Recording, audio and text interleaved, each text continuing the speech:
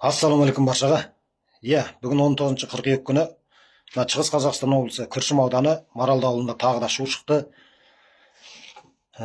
Өздеріңіз жақсы білесіздер, былтыр осы Маралды ауылында биік таудың басында бірінші категориялық цианид арқылы алтын өңдеу фабрикасы салынып қолданысқа берген.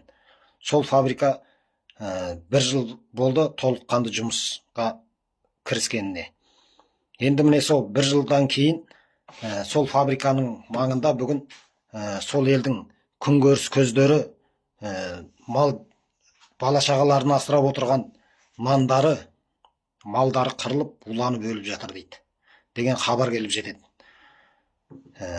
Осы хабарды ести сала аудан орталығынан мал дәрігері сараптамаға еттерін кесіп алып кеткен екен. Енді бұл сараптаманың нәтижесі белгісіз. Енді өз жеке ойымды айта кетсем, бұл цианид суасты хранилищелерінен астынан тесіп жер асты суларына қосылуы әбден мүмкін. Сол суды ішкен мал уланып жатуы да мүмкін. Немесе сол цианид парланып буланып ауаға ұшады, ауадан шөпке қонады, сол шөпті жеген мал уланады.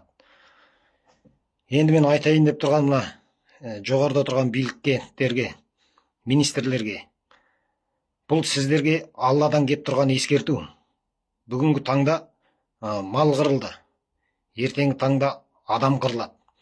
Сондықтан адам шығыны болмай тұрып, бұл фабриканы жабуларыңызды біз Маралды тумалары мен тұрғындары сіздерден талап етеміз.